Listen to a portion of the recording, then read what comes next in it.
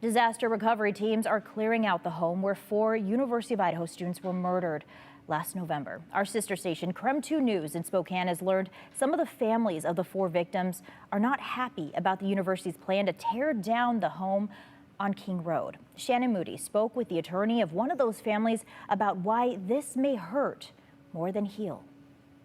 KREM 2 News first told you back in February the owner of this house gave it to the University of Idaho so it could be torn down. The university has now started that process against the wishes of some of the victims' families. We're used to relative quiet at the home on King Road.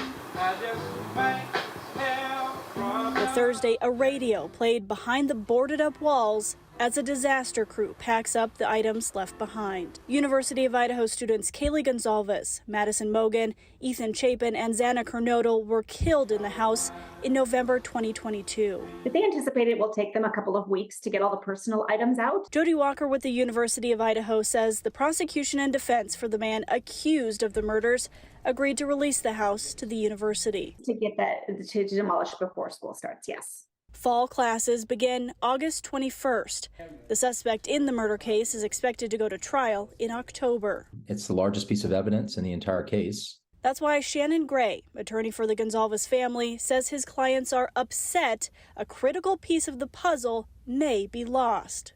The families feel like it should be left there until the trial is over.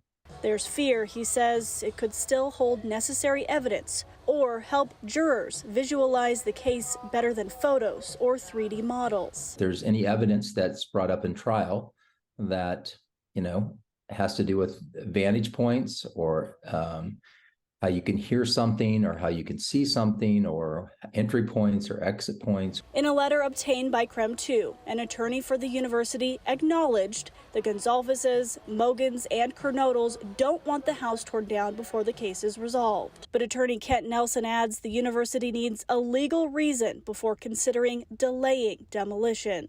Does the university have a response to the family's concerns? The university's been in contact with the families since we took over the ownership of the house in the spring. The university says leveling the house will be healing for students, the Moscow community, and the victims' loved ones. It's not healing for the families. And they're the ones that had their children murdered, okay? I'm not sure how the university could take their wishes over those of the victims' families. Right now, Gray says he's not considering taking legal action to stop the demolition. Walker tells me a demolition date will be set later, but the house on King Road is expected to come down before the semester starts. In Moscow, Shannon Moody, KREM 2 News.